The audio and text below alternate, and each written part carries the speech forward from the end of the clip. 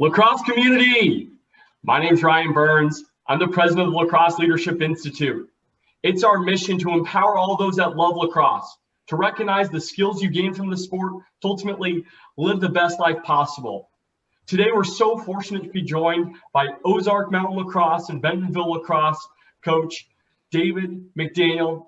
Dave, thank you so much for being with us today. We can't thank you enough. Can you share with our community how you got involved in lacrosse in the first place?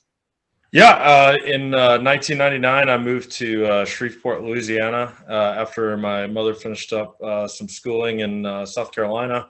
I had never seen lacrosse, never played lacrosse, didn't know what lacrosse was. I was recruited to play at the new high school that I was starting at by the head coach there, Carl Mitchell.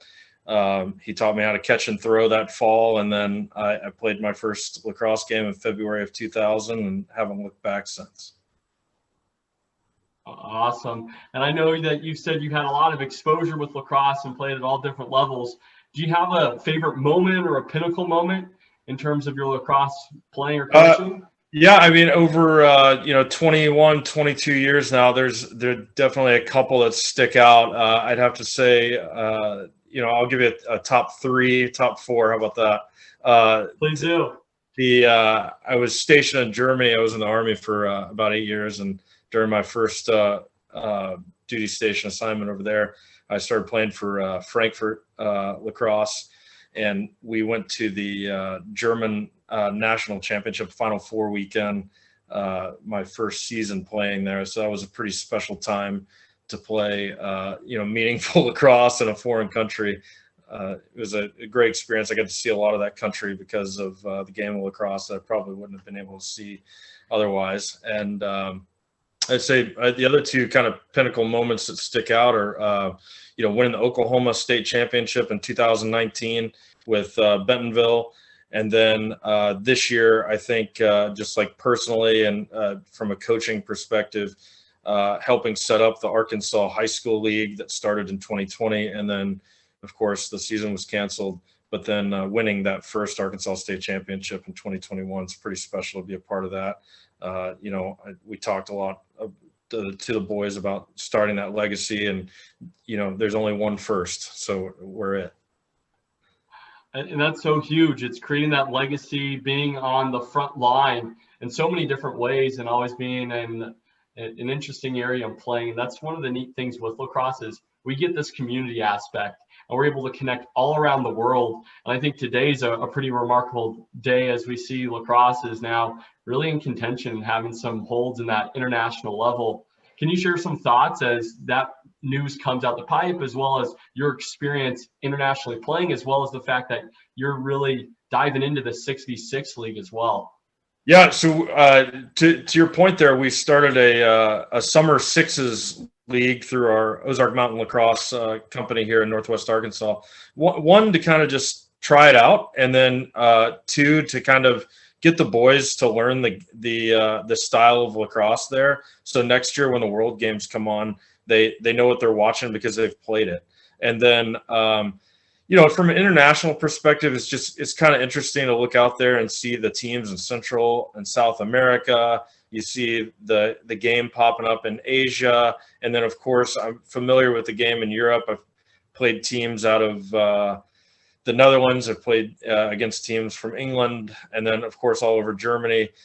So it's just kind of just like you were saying. I mean, the community around this sport is very special, and it's been a pleasure to be a part of it for 20 plus years, and then to see it grow internationally, kind of at this pace. I never would have thought that lacrosse was going to be accepted back into the Olympics. Never thought that this kind of exposure worldwide would occur, but it's just absolutely amazing. And then I really, I know there's a lot of back and forth on Twitter and social media about the sixes format, but I get it. I understand why it's done. It's to make the game of lacrosse more accessible across different parts of the world. You don't need as big a field. You don't need as many specialized positions. So I think it's just wonderful. It just gets down to the nuts and bolts, if you will, of the game of lacrosse with the two-way constant midfield, which I love that style anyway. So And that's what keeps it fast. It keeps it fun. It keeps it entertaining. But it's that access aspect as well that I think the Federation of Lacrosse has really been focusing on. And Absolutely. for me, it's why we started this podcast in the first place. There's lacrosse as a sport, but what you get from the sport is so much more meaningful in your life, and it goes beyond, and it starts as a really strong foundation so that, in my mind, everyone can be successful. And I want to pivot to my favorite question, and that's ask you, Dave, what does leadership mean to you? Yeah, I mean, obviously, I've had a multitude of different experiences throughout my life in leadership. I mean, if we go back to high school, I was an Eagle Scout, and then going into the Army at a young age, I ended up being a non-commissioned officer, a team leader, and then a team leader in Afghanistan and Iraq, which was special. And then I think leadership a lot of the times, and it's something I talk to the boys about all the time, especially the high school guys. It's a lot about just showing up, having, accountability, having the integrity, doing the right thing, and then modeling that behavior for those younger than you and those that'll follow. And then we talk about, a lot of times that, the juniors and seniors don't have to be the only leaders on the team. Leadership can come from any level or any skill level, as long as guys are willing to be vocal or willing to lead by example and just kind of be a part of the culture and move it forward. I mean, that's really the essence of leadership. And it's not easy. It's difficult to develop. It's difficult to act, and it's difficult to kind of stay in between the right and left limits, especially for high school boys sometimes. But it's character building. It's part of the process, and then it's what makes great teams, and it's what makes great cultures. So many parts to unpack with that. I think my favorite part is integrity, the character building aspect of lacrosse. Again, most of the kids that we're coaching right now are an extremely volatile time of their lives. They're starting to get some agency. They're starting to decide what they want to be for themselves, what's right, what's wrong. They're deciding that there, and hopefully they're about to follow their goals and continue to play at the next levels. How do you go about enhancing the culture of your teams, or what conversations are you having with your players to make sure that they do have the confidence to hold line with integrity? Well, I mean, that's a good question. I think there's a lot of different ways I could answer it. In Arkansas, a lot of the guys don't join the sport until much later. So you have guys that come in with a lot of sports experience. And really, a lot of the stuff we do for culture building is a lot of team building, because a lot of these guys, some of them know each other when they join. A lot of them maybe don't know each other too well. Bentonville's a large high school, and technically our club team comes from two different high schools. So, some guys, they don't really know each other. They move in from outside the area. Maybe they're transplants. So we focus a lot early in the season on team building and doing kind of like what we call shared suffering a little bit. So we do, physical challenges where they kind of have to rely on each other quite a bit to get through some of these mental and physical challenges. And we do a lot of problem solving type exercises within our drills. And then we kind of build those in, and then we build in obviously competition from the very beginning. And at the beginning of the season, a lot of guys are picking up sticks for the first time, or they've only been playing a few months, since we're in kind of what I describe as a Lacrosse Frontier kind of area. And so we do a lot of things without sticks. We drop sticks. We play handball. We play this game we call the toilet bowl game, which is a quick 3v2 motion offense style drill that we do inside of a small area. And basically, if you get tagged, you lose and you're flushed out of the drill. But we do stuff like that where you don't necessarily have to have the lacrosse skill at the time, but it builds that competitiveness, and then ultimately lacrosse IQ through something that doesn't necessarily look a lot like lacrosse. Oh, I love that. Those are some great drills that I think we can all incorporate into our practices, because as you mentioned, you don't necessarily need the lacrosse skills right away. It's bringing that competition, bringing the environment where it's fun for these guys and girls to try a new sport and start to see if it is something that they really like in the first place. I know that you guys continue to grow pretty rapidly on the Frontier. Do you have goals that you've set for the club or the organization, or how are you going about this right now? So at the Bentonville Club, we started years ago. I started coaching high school lacrosse in 2015, and that year we had two different teams. We had like a freshman sophomore varsity team that had about 28, and then a junior senior varsity team that had about 28. And then we had some pretty major attrition in between year one, year two. It happens. We ended up with about 29 guys in year two when I took over as head coach in 2016. But we were able to build off of that just in a year, and we got to over, I believe, close to 40 guys. The next year we had 55, and then we haven't really looked back. We've been about 60 ever since. From that community club, NWA Lacrosse, we split. We went into the high school. We formed a couple of families were able to get Bentonville Lacrosse going. A couple more families were able to get Fayetteville Lacrosse going. And then during that time, Springdale, through their one of their campuses, started a club as well. So we now have 3 varsity programs in Northwest Arkansas, which is just absolutely amazing. And then our mission with Ozark Mountain Lacrosse is basically to create a youth feeder for those programs so that we can we can sustain our momentum. And right now, as of spring 2021, we had 93 boys in our program, K through 8, and we introduced K1 and 2-3 lacrosse teams for the first time this spring. And our K1 team was absolute blast. I don't know why we didn't do it sooner. And I think those guys made it to the semifinals of the league tournament there in Tulsa, Oklahoma. So it was pretty fun to watch those guys go from never picking up a stick in the fall to getting out there, lifting, poking, and picking up ground balls and shooting by May. So that's something we're really excited about going into fall ball, which we run sorry to kind of go on a rant here, but we run a little 7v7 league in the fall, starting in September, and we go to basically the end of October. And that's actually our largest season of the year in football country here. We have mass participation, which is great. I think last year we had about 125 kids, K through 12. And then this year we're kind of expecting to be above that, 130, maybe to 150.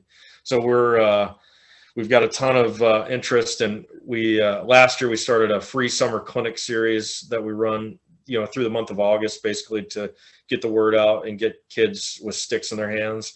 And we do 2, 3, 4 clinics in the month of August, and we're getting ready to launch that here in the next couple of days, announce all those dates and get going on that. And we have, and to do that, we have an incredible group of coaches and volunteers here in Northwest Arkansas. Really, the goal was to get former players that are kind of like Arkansas homegrown guys.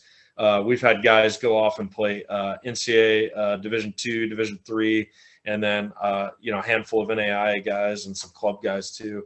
And when they come back, we love to get their experiences and kind of help build back into our community.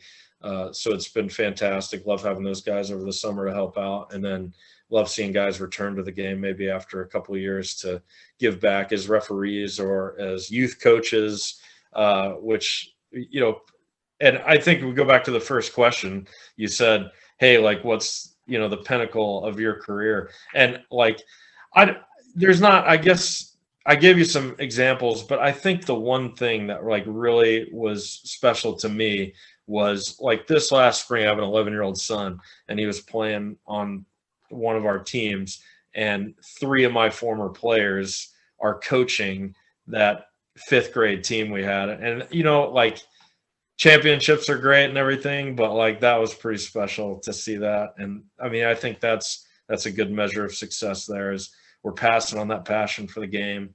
We're making sure that guys are having a lot of fun. They're growing, maturity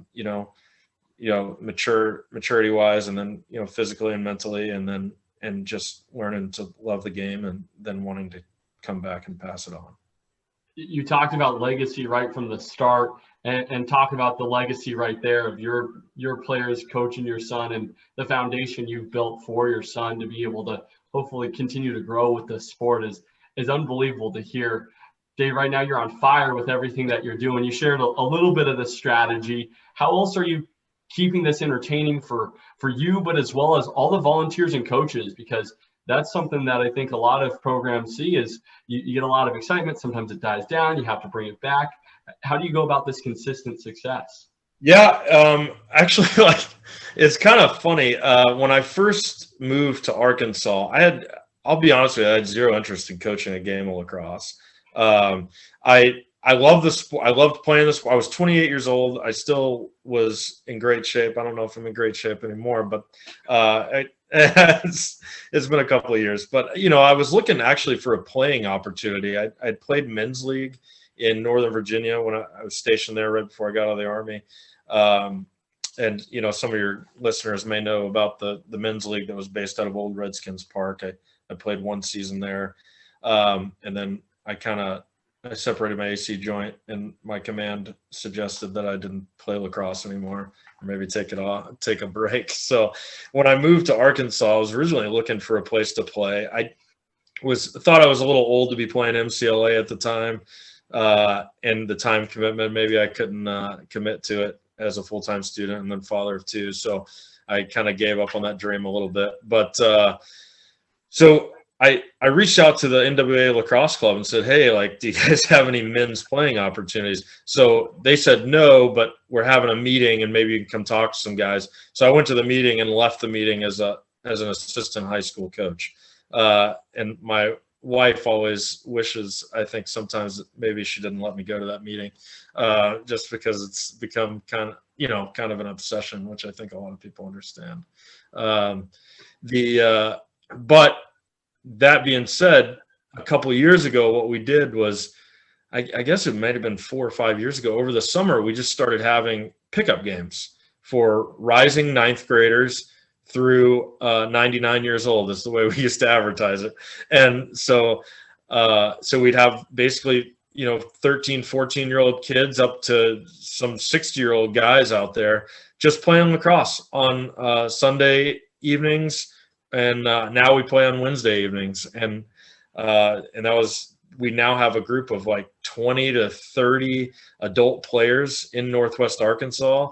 It's all the high school coaches and the youth coaches, and they come out pretty consistently every Wednesday night. And honestly, that's kind of how we keep the passion and excitement going. Is we have a place to play, to enjoy the game, to build that brotherhood, if you will. And then kind of guys come out and they play a couple weeks and then they say, well, Dave, how do I get involved in coaching? I say, I'm so glad you asked. We've got upcoming programs. Love to have you. So that's kind of how we've done it over the years, is, building that coaching base. Is just, you hear people kind of in places that don't have a lot of lacrosse talk about where are we going to get the coaches, how are we going to get, and that's how we've done it. We're fortunate to live in an area that we've got Walmart, JB Hunt, and Tyson here. So there's a lot of people from different parts of the country that move in and out, and they bring their passion for the game. And we just want them to have a place where they can come play, and then maybe in their off time, if they need a hobby, give back to the game a little bit. Oh, I mean, we've heard it before. If you build it, they will come. You've got this lacrosse program where men can come and just continue to play the game that we all love. And I've seen that as well out here in Arizona. Guys get playing, you say, hey, you want to come by practice real quick? And all of a sudden you've got another assistant or head coach. And we all find ourselves in that situation. Dave, we are wrapping up on time, but I'd love to pass it back to you and ask if you have any last thoughts on lacrosse leadership or anything else you want to make sure you're sharing with our community today. Yeah, I mean, I would just say get out there and stay involved as much as possible, whether you're a coach, whether you're a ref. I mean, even on the administration side on some of these, the league boards, or, just help out where you can. I mean, the sport's not going to grow unless we put in the time. I tell the boys all the time, like, you'll get out of this sport what you put into it and so much more. So, you know, spend that time on the wall, spend that time in the gym, and the sport will reward you with everything you want out of it, pretty much. I think that's the biggest thing at the end of the day is the energy that you put in pays off huge dividends regardless. It's that compound effect. And Dave, thank you so much for being a part of our community today and sharing your story. I know we're going to stay connected, but I can't thank you enough for being here. Yeah, thanks for the opportunity, Ron.